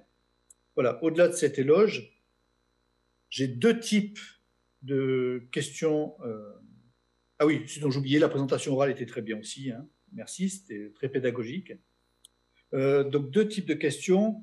D'abord, des petites questions par-ci, par-là, pas beaucoup, et puis une question plus globale qui a un rapport avec la conclusion que tu nous as présentée, qui était intéressant parce que tu as pris un parti pris un peu plus affirmé que dans ton manuscrit. Alors, tout d'abord, parmi les petites questions, aussi, tu nous donnes un rappel comme quoi la Nouvelle-Calédonie est une zone extrêmement intéressante, un point chaud pour les reptiles, les squamates. C'est vrai, évidemment, mais j'ai trouvé que c'était un peu bizarre la comparaison que tu fais ensuite avec Madagascar, l'Australie, avec ton histogramme. C'était au début de ta présentation. Hein. Peut-être tu peux le remettre, je sais pas, peut-être la 2e, 3e diapo, je ne sais plus. Oui. Voilà. Voilà, ici, le petit graphique en bas à droite. Donc, tout ce qui est à gauche sur ta diapositive, j'ai rien à ajouter, rien n'est plus vrai. En revanche, la comparaison est un peu trompeuse parce que tu compares un peu le coq et l'âne. Ouais. Et on aurait presque l'impression, finalement, que Madagascar ou l'Australie ne sont pas très intéressants au point de vue reptilien.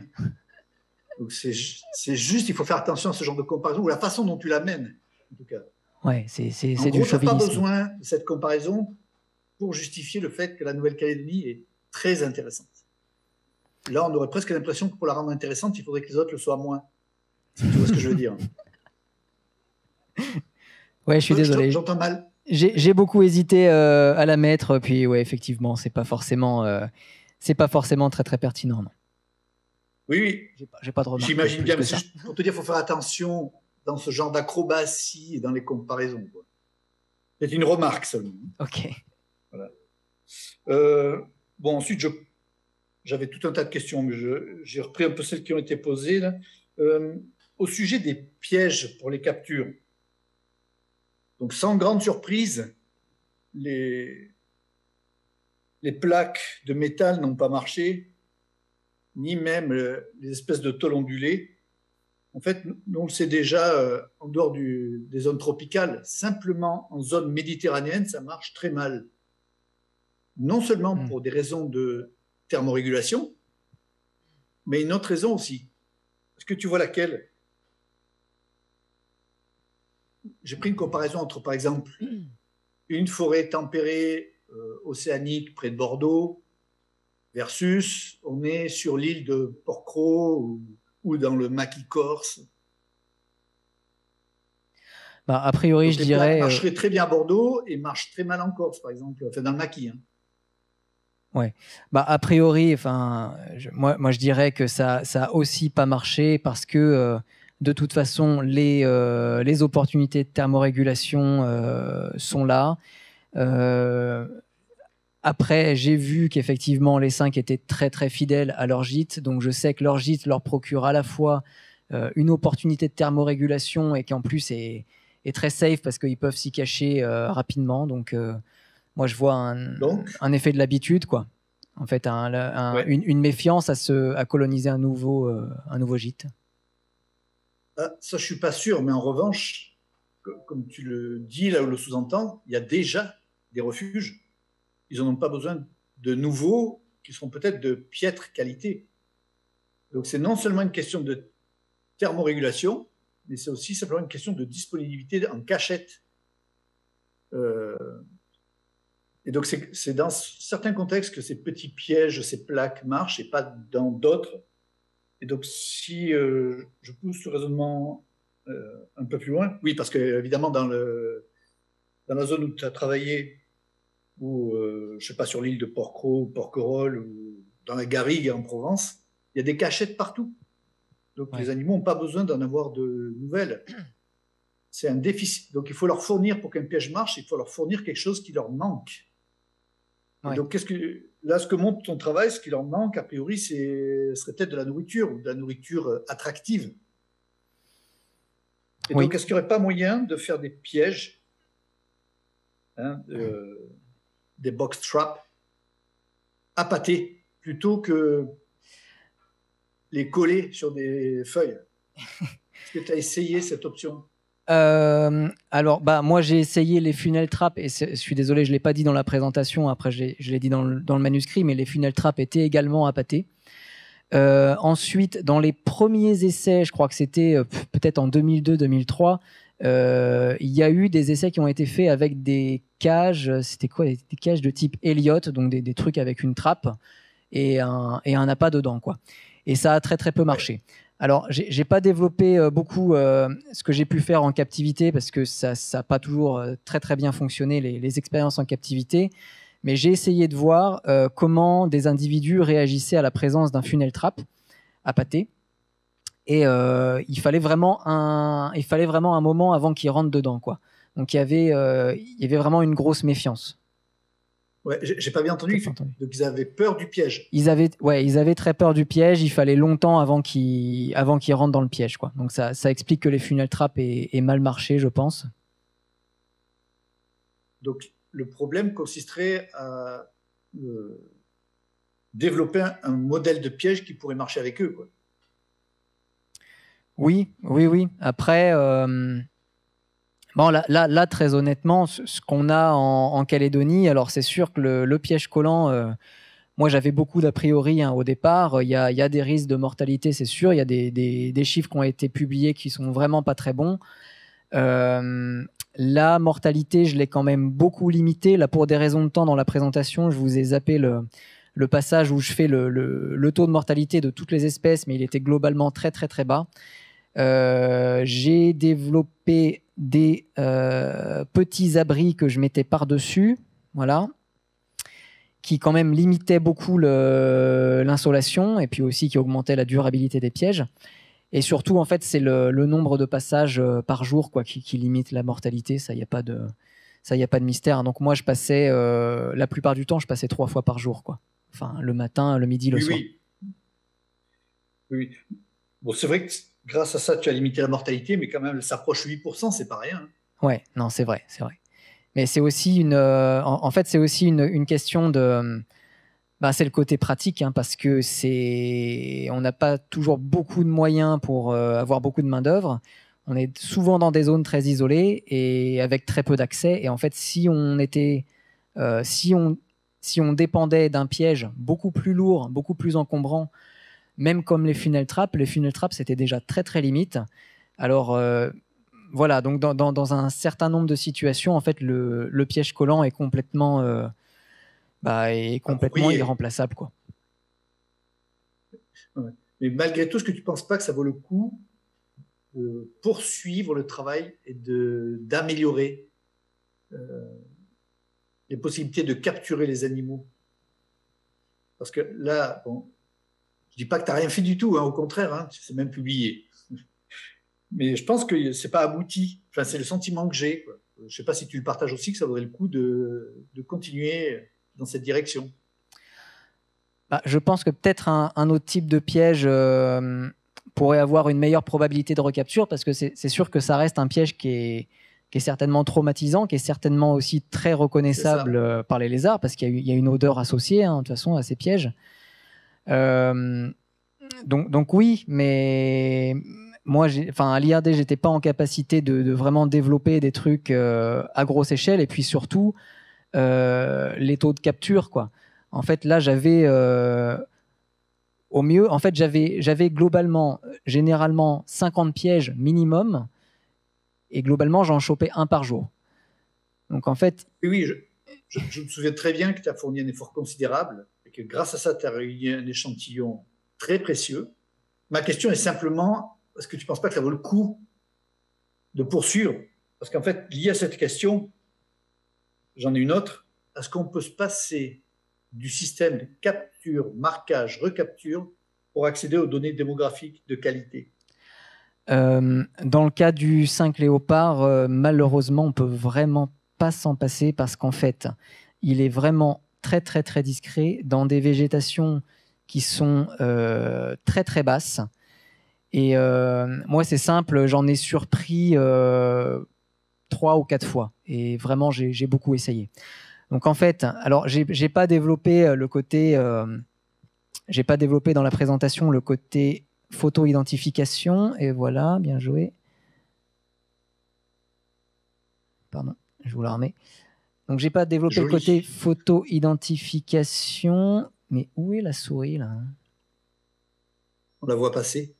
Ouais, elle est sympa, mais à toute vitesse, elle court vite. On a développé donc une méthode de photo-identification qui est assez fiable, mais qui demande quand même de faire de la photographie macro, donc d'avoir les bestioles en main. Mais voilà, pourquoi ça marche pas, c'est que c'était déjà affiché. Mathias, juste pour rebondir sur la question de Xavier, est-ce que tu pourrais utiliser les FECIS, les CACA pour estimer la taille de la population des lézards, par exemple? Est-ce que vous en trouviez beaucoup? Est-ce que ça pourrait être une méthode pour juste pas estimer la population, pas pour... Enfin, tu vois, oui, tu n'aurais pas les mêmes données, mais... ça okay. Pour estimer la population, je ne sais pas. Pour en détecter, dans mes dernières sessions de travail, mais vraiment les dernières, j'ai travaillé avec quelqu'un d'exceptionnel qui avait un flair incomparable pour trouver les crottes de lézard. J'avais jamais essayé très sérieusement, mais en fait, on les reconnaît parce que c'est le seul 5 qui consomme des fruits, donc il y a beaucoup de graines dedans. Je pense même avoir trouvé des populations comme ça, mais bon, je me base pas que sur ça pour le prouver quand même. Pour quantifier, après, c'est autre chose. Je suis pas certain qu'on pourrait le faire avec de l'ADN environnemental. Non, je pense pas qu'on pourrait en faire grand chose de plus, mais je pense que c'est pas mal pour se donner une idée d'un site occupé par l'espèce. Et donc, attends, si on revenait, qu'est-ce qu'il disait Xavier? Est-ce qu'il voulait me faire dire? Est-ce qu'il y avait autre chose que la CMR? Oui, je sais pas. Est-ce que tu parlais de photo-identification? Alors j'ai aussi essayé le site occupancy, Mais là, j'en ai pas parlé parce qu'en fait, donc j'ai essayé avec des caméras trappes de braquer des refuges rocheux. D'accord, donc j'avais une vingtaine de caméras trappes dans le maquis. Malheureusement, j'ai eu la bonne idée de le faire dans la zone où l'espèce a été découverte et où elle est suivie depuis 2008. Et en fait, on pense qu'il n'y en a plus ou très très peu. Donc ça n'a vraiment rien donné. Et c'est pas quelque chose que j'aurais pu facilement faire ailleurs parce que laisser des caméras trappes à l'air libre, c'était pas forcément le mieux. Alors sur Nemu, j'ai eu l'occasion, mais j'étais déjà en fait sur Nemu complètement. J'avais dû changer le programme plusieurs fois, donc là j'étais vraiment sur ma dernière grosse session de travail. J'ai essayé les caméras trappes sur cet îlot, donc là où j'étais vraiment protégé. Je les ai mises en détection avec de l'appât. Et je pense que c'est quelque chose à creuser parce que j'ai eu plusieurs déclenchements. Enfin, j'en ai eu 3, quoi. Ouais. Et là, tu es passé de questions que je te posais sur des paramètres démographiques au Site Occupancy Analysis qui ne nous renseignent pas sur les mêmes choses. Donc c'est bon, c'est très bien que tu es passé de sujet à l'autre. Le Site Occupancy, j'espérais arriver à donc estimer la probabilité d'occupation. Oui, avec les caméras trappes, oui, effectivement. Comme on a fait avec le lézard osselé. Quoi, mais ça. Par exemple, tu n'as même pas besoin de marquer les individus dans ce cas-là. Quoi. Il suffit juste de détecter une présence et on calcule les probabilités après derrière de détecter en fonction du milieu, d'autres paramètres. La CMR, ça pose d'autres questions, mais bon, peu importe. Hein. Et d'ailleurs, on peut faire de la Site Occupancy Analysis à partir de données CMR. L'inverse, difficilement. Mais c'est pas grave tout ça. En tout cas, oui, je voulais juste, c'est bien que tu répondes à ces questions-là. En gros, ça reste un point technique à améliorer, quoi. Je pense que tu es d'accord avec ça. Ouais, oui. Bah, le fait qu'on n'ait pas de système pour vraiment évaluer la taille d'une population, oui, c'est problématique et c'est sûr qu'il faudrait chercher encore, quoi. Oui, ça donne accès d'ailleurs à la taille des populations, mais à d'autres paramètres démographiques. Il y a d'autres traits, hein, croissance, enfin tout ce qu'on veut. Ouais, survie. Bon, peu importe.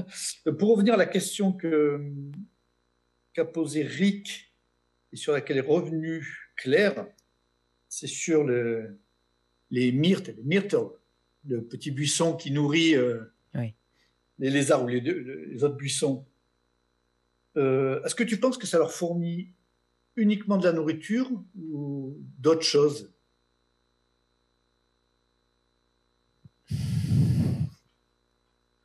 Donc des vitamines buissons dans leur habitat, est-ce que tu penses que c'est seulement une source de nourriture ou ça peut apporter d'autres choses que de la nourriture ?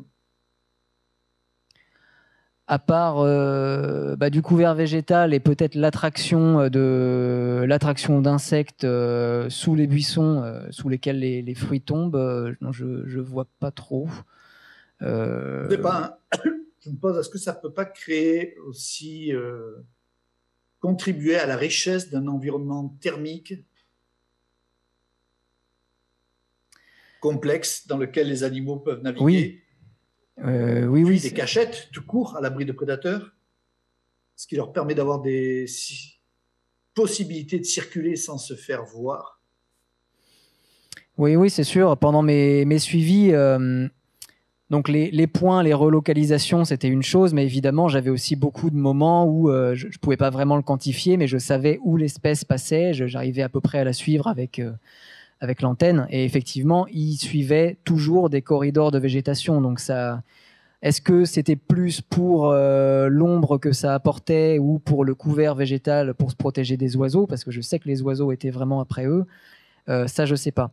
Par contre, quand je parlais de la mine A1, il va me faire vraiment remonter. Ouais, voilà. Sur la mine A1, le spécimen LP22, là, donc la femelle qui allait qui faisait du chemin pour aller jusqu'à ce petit bosquet. En fait, je pense qu'elle allait à ce petit bosquet parce que dans la zone, c'était vraiment très très ouvert. Et à cet endroit-là, il y avait donc un petit bosquet d'arbres un petit peu plus gros et des conditions un petit peu plus fraîches, et surtout un petit peu de litière, parce que de la litière, il y en avait très peu dans cet habitat-là.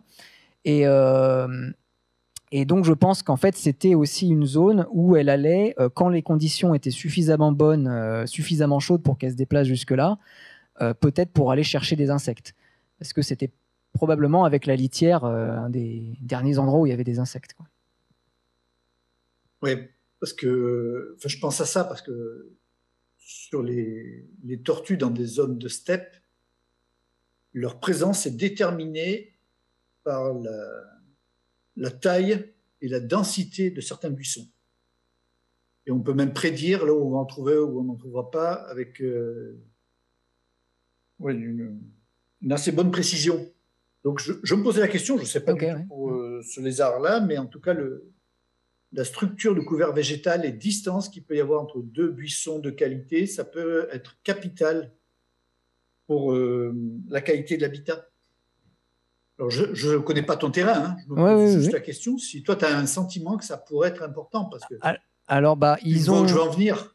Oui, je vois très bien. Puis, alors, ils avaient quand même une capacité de dispersion donc assez importante, hein. Donc, j'ai dit des déplacements de 50 mètres, mais certainement plus chaque jour. Mais ce qui est certain, c'est que il y avait des maquis, notamment dans l'opération de translocation en 2015, où ils avaient une gamme de maquis sur lesquels ils ont capturé les 17 spécimens. Il y avait des maquis particulièrement dégradés, avec beaucoup de zones érodées, où là, je crois qu'ils avaient capturé très très peu de lézards, quoi. Donc on est toujours dans un espèce d'équilibre entre des zones qui doivent quand même être ouvertes, en tout cas pour ce lézard-là, mais avec une végétation relativement préservée. Et là où je l'ai trouvé dans des habitats de maquis très bas, en fait, il était dans les parties où la végétation était la moins basse et où il y avait le plus de poches d'humidité relictuelle, quoi. Exactement, quoi. Ça me paraît logique. Il faut se mettre à la place de ces petits animaux. Ils ont besoin de se déplacer en étant à l'abri, bien sûr. Ouais. C'est d'ailleurs la raison pour laquelle on les voit difficilement. Leur écologie dépend beaucoup de leur capacité à échapper au danger, hein. Oui. Donc voilà. Une petite. Je vais essayer de finir rapidement, hein, parce que je ne vais pas tenir la place tout le temps. Tu ne nous as pas reparlé des chats. Est-ce que tu penses que c'est capital, les chats et consorts? The cats. C'est question about the cats. Alors, donc à ce sujet-là, très tôt dans le projet, en fait, j'avais pas prévu de m'intéresser à la question des prédateurs introduits. Non pas parce que c'est pas important, c'est même capital, mais en fait, j'étais pas dans la capacité de faire grand-chose là-dessus. En fait, à l'époque, on connaissait pas le site de Nemu où il n'y a pas de chat. Et on n'est pas comme en Nouvelle-Zélande où on a des zones où on a enlevé tous les prédateurs introduits. Donc, j'ai en tête une étude sur le 5 à chevron là, dans une île de Nouvelle-Zélande où ils peuvent comparer une population impactée par les rats et une population où il n'y a pas de rats. Là, en fait, j'aurais pas pu faire grand-chose là-dessus. On avait quand même un petit jeu de données à l'IRD sur les régimes alimentaires des chats. Il n'y a jamais eu de restes de 5 léopards trouvés dans ces fesses. Mais moi, j'ai eu la chance un petit peu par hasard, donc je ne les récoltais pas systématiquement, mais en trouvant une crotte de chat, j'ai trouvé des écailles spécifiques de 5 léopards dans cette crotte. Pour ce qui est des rats, j'en capturais beaucoup sur les pièges collants. Je les conservais à chaque fois et donc je les disséquais, je regardais ce qu'il y avait dans l'estomac. Et là, j'ai jamais vu de reste de 5 léopards, quoi. Et pareil sur Nemu, il y avait quand même une population assez dense de rats noirs au moment où j'y étais. J'ai essayé de copier un petit peu sur ce qu'ont fait les Néo-Zélandais, sur regarder un petit peu les cicatrices, etc. Mais j'ai pas réussi du tout à montrer qu'il y avait même des attaques des rats sur les lézards. Oui. Je comprends, l'information est fragmentaire. Toutefois, Nemu, il n'y a pas de chat. Non, a priori, il n'y a pas de chat. Et il y a beaucoup de 5. Et il y a beaucoup de 5. Ouais, donc c'est un petit indice, c'est certainement pas aussi simple que ça. Mais ma question, je peux la poser autrement. Est-ce que tu as beaucoup rencontré de chats arrêts au cours de tes prospections de terrain? On les voit pas, mais dans toutes les zones de maquis que j'ai traversées, sur les pistes, on voit des fesses de chats, ouais. D'accord, mais tu n'en vois pas si facilement que ça. Non, il n'y en a pas si facilement que ça. Mais tu as des indices. Oui. Des indices de présence. Voilà. Ouais. Je comprends parce que ce sont des animaux qui sont discrets aussi, hein, qui peuvent l'être en tout cas. Mais si tu as des indices, ça pourrait être une question. Bon, je vais terminer sur ta conclusion, sur laquelle nous étions à peu près tous d'accord. Donc tu te poses la question de savoir si la translocation, c'est le meilleur outil. Se posent des problèmes fonciers. Les habitats qui ont l'air favorables, ce sont des concessions minières. Donc, ça paraît un peu compliqué. Tout ça, est-ce que tu as imaginé un système qui pourrait réconcilier ces contraintes? Parce qu'évidemment, transloquer des animaux et des endroits qui n'ont aucun intérêt, autant rien faire, quoi. Surtout que tu ne sais même pas s'ils vont se fidéliser, s'ils vont partir. Oui. D'ailleurs, tu te poses la question de savoir si on fait une translocation proche du site de capture, il va y avoir du homing. Mais même si tu le fais loin, les animaux peuvent ne pas rester du tout. Hein. Oui. Ah oui, tout à fait. Mais ça, c'est une question que j'ai beaucoup creusée à un moment donné. Et là, c'est vrai que je ne me suis pas épanché dessus, mais c'est vraiment quelque chose que j'aurais voulu faire à la fin, faire une opération de translocation dans laquelle j'aurais notamment essayé de suivre la dispersion. Peut-être de voir à partir de quelle distance il y a du homing ou pas, dans quelle distance ils vont parcourir. Est-ce qu'ils vont vraiment se disperser naturellement ou est-ce que c'est pas un risque important? Je sais pas quoi dire de plus. Quelle solution tu proposerais pour sauvegarder l'espèce finalement? Si tu pouvais, si tu avais un petit peu d'options. Ben, ce que je disais en conclusion, à essayer, je pense quand même qu'il y a Alors, est-ce qu'il y a un impact des chats? Il y a une prédation qui est avérée sur la base d'un ou deux éléments. Est-ce que ça a un impact réel pour les démographies? Je ne sais pas. Comme tu disais à Nemu, il y a quand même beaucoup de 5 et pas de chats, donc c'est quand même un indice assez fort, mais il y a aussi un habitat qui est différent, avec une végétation plus riche, peut-être plus voilà, et pas de compétiteurs, enfin il n'y a pas le Tropidoscincus. Donc moi je serais tenté de dire que, comme je le disais, en fait l'espèce va pas si mal que ça. Je dis même plus aujourd'hui que c'est une espèce rare, parce qu'en fait il y en a quand même relativement beaucoup là où on en trouve. Donc en fait, je pense qu'il faudrait mettre l'accent sur la régulation des espèces envahissantes et peut-être voir ce qui arriverait. Mais en l'absence d'une méthode pour estimer la densité, je ne sais pas si on en verrait l'effet immédiatement, quoi. Et autrement, essayer de garder des petits îlots qui paraissent favorables, même sur les concessions. Tu ne penses pas que ce serait négociable? J'en sais rien. Ah si. Alors après, des îlots d'habitat de qualité qui pourraient servir de base pour une future recolonisation. J'en sais rien. En fait, il y a quand même, à l'heure actuelle, si on regarde la carte des pressions, là, qu'on regarde la côte, la côte est et globalement la côte sud-est, là où il y a le plus de micro-habitats, en fait, c'est des habitats qui sont largement inoccupés. Et là où c'est inoccupé, il y a moins de feu, donc il y a toujours des espèces envahissantes, mais il y a moins de feu. Et les concessions minières, donc la carte en C, là, c'est une chose, c'est impressionnant comme ça. Ça ne veut pas dire que tout va disparaître. Et en particulier, il y a tout le tronçon de côte là, qui est au sud-est, qui est actuellement protégé de manière un peu informelle, mais qui est protégé très efficacement par un moratoire coutumier. Donc pas une aire protégée officielle de la province. Voilà, ça fait partie des solutions peut-être plus à court terme, mais de toute façon, c'est de la mise en réserve aussi de zones minières qu'il faut faire. D'accord, merci beaucoup. Je crois que j'ai bien assez parlé. Donc je vais passer la parole à Hervé puis à Morgane, qui sont tes encadrants, et qui c'est à eux de conclure cette présentation. Donc Hervé puis Morgane, Oui, à merci. vous. Merci Xavier. Bon, bah, moi je vais prendre la parole. Alors bon, Mathias, tu te doutes bien qu'en tant que directeur de thèse, mon rôle lors de la soutenance, c'est pas de te poser des questions ou de discuter des choix. Hein. C'est bien plutôt de profiter de ce moment pour faire un petit bilan du contexte et puis aussi du quotidien au labo, hein, et de comment ça s'est passé. Alors d'abord, je voudrais te remercier d'avoir fait le choix de faire cette thèse, parce que c'était un projet qui était pas simple. Hein. Et puis, comme tu le sais maintenant, hein, la thèse, c'est un chemin qui est pavé de plein de bonnes idées, mais surtout qui est un chemin qui n'est loin d'être tracé à l'avance. Et il y a toujours des imprévus, et on a été servi, je crois. Et puis surtout, on prend une voie, puis on se retrouve sur une autre, et puis on avait rêvé de certains résultats, puis on arrive ailleurs. Donc voilà, aussi ça c'est quand même un élément important, et tu as été très adaptatif, c'est bien quoi.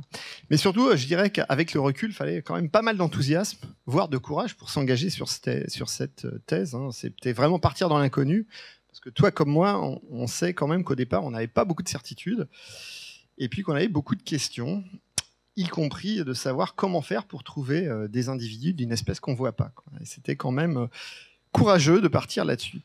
Mais je peux dire que rapidement, j'ai compris que tu étais le bon candidat, quoi, celui qui allait faire le job, parce que tu as un engagement naturaliste et un bagage naturaliste qui te donnait déjà les armes pour faire ça. Mais au-delà de ça, je dirais que tu as quand même un truc en plus, c'est que tu as un amour des lézards, quoi, et qui fait que tu as un sens, voire un talent, je vais dire, incroyable de trouver les bestioles. Et ça, moi, c'est un truc qui m'a toujours impressionné sur le terrain. Et franchement, tout de suite, j'ai vu que malgré le terrain difficile, on s'en sortirait sans doute. Donc voilà, c'est un voyage de 4 ans ensemble au pays des Lacertoides. Bon, ça n'a pas été simple, hein. Les options, elles étaient multiples. Les contraintes, elles étaient fortes. Bon, parfois, on a eu des petits désaccords, hein, sur les orientations. Mais bon, qu'est-ce qui compte au final? C'est d'arriver à une belle thèse. Et je crois qu'on est au rendez-vous de cette belle thèse. Et que c'est bien ce qui compte au final, hein, c'est d'avoir toutes ces découvertes. Mais aussi, ce qui est intéressant, c'est qu'il reste des parts d'ombre, hein, pour Lacertoides. Et il reste plein de choses à faire sur Lacertoides. Et j'espère qu'on pourra vous trouver l'occasion de continuer sur cette espèce. Mais ce que j'aimerais souligner aussi dans cette thèse, c'est que c'est quand même aussi une thèse qui est pionnière en Nouvelle-Calédonie. Et j'espère qu'il contribuera vraiment à mieux faire prendre en compte l'enjeu reptile, hein, pour la conservation de la biodiversité et pour les enjeux miniers. Et ça, je pense que c'est quand même important. Et je suis content d'avoir fait ce chemin avec toi là-dessus.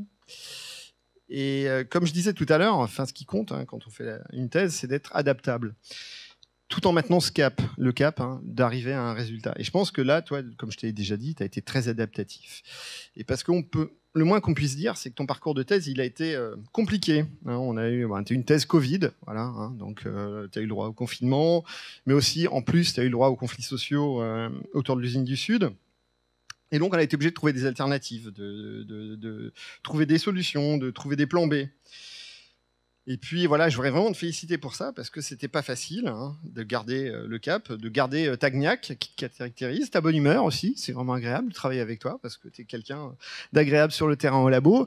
Et puis je dirais aussi, je te félicite pour avoir gardé aussi ton sang-froid face aux enjeux de cuisine de la biomol, ou alors aux difficultés ou aux joies de la modélisation et des contretemps qui arrivent tout le temps, hein, très loin du terrain.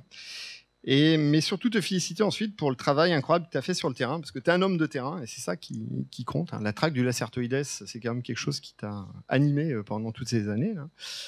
Et vraiment, moi, je suis vraiment impressionné par ce que tu as fait sur Nemu, parce qu'aller suivre, hein, les pings discrets de chaque émetteur, et d'aller te courir pour voir où est-ce que ça se trouve, de regarder ce que c'était quand même pas gagné d'avance.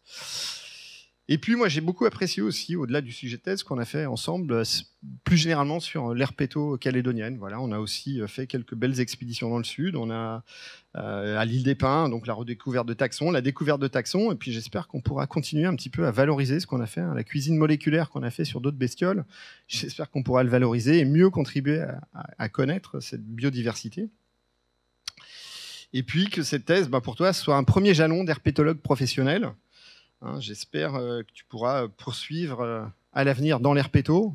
Alors, je ne sais pas, hein, et qu'on pourra continuer à travailler ensemble, hein, et améliorer la connaissance, mais surtout améliorer la prise en compte, hein, dans l'environnement de ces merveilleux animaux. Et puis finalement, j'ai quand même une question. Voilà, on arrive à la fin de la thèse, mais j'ai quand même une question. C'est si c'était à refaire, enfin, ou si tu avais une baguette magique et qu'on puisse revenir avant le Covid, avant les blocages, mais avec l'expérience que tu as aujourd'hui du lacertoïdes, qu'est-ce que tu ferais en priorité? Qu'est-ce que tu n'as pas fait et que tu aurais aimé faire? Me dis pas une thèse sur autre chose. Hein. Une thèse en forêt. Ouais. J'aurais pas, bien sûr, j'aurais pas essayé les techniques qui n'ont pas marché. J'aurais perdu moins de temps sur les premières étapes parce qu'en fait, ce qu'on imaginait, c'était une thèse qui était très linéaire. Hein. Au départ, c'était vraiment d'abord essayer de trouver des moyens de capturer, d'observer les bestioles. Ensuite, faire de la radiotélémétrie, arriver à voir comment elles se comportent dans le milieu naturel. Ensuite, faire une expérience de translocation. Donc ça a pris de toute façon beaucoup plus de temps que prévu. Qu'est-ce que j'aurais fait de différent? J'aurais aimé... je pense que j'aurais aimé parfois avoir plus le... Comment dire? Déjà, un petit peu anticiper sur les galères d'analyse de données et de trucs comme ça, parce que c'est vraiment pas ce que je préfère. Je pense que j'aurais dû plus partir sur le terrain sans demander à personne. Parce qu'il y avait souvent beaucoup trop de contraintes pour aller sur le terrain. Et en fait, c'est le côté qui me manquait un petit peu. C'était cette espèce de liberté, un petit peu de folie, de se dire, allez, on prend la bagnole, on prend la tente, et puis on verra bien ce qu'on va trouver. Ah oui, mais non, parce que la bagnole, on peut pas la prendre, parce que on est à 1 mois du prochain référendum, et donc il y a un risque potentiel, et donc voilà. C'est plus ça qui m'a frustré par moment. Hein. Je pense que tu l'as ressenti, hein, mais ma foi, c'était le jeu, hein, aussi. Hein. Et puis bon, je suis content de ce à quoi on est arrivé quand même. Hein. Ouais, je crois que c'est pas mal. Bon, pour terminer, je dirais juste un petit clin d'œil. Hein. Je te remercie et te félicite pour ce chemin accompli de jeune padawan herpétologue à celui de maître Jedi des 5 léopards. Merci beaucoup, grand maître.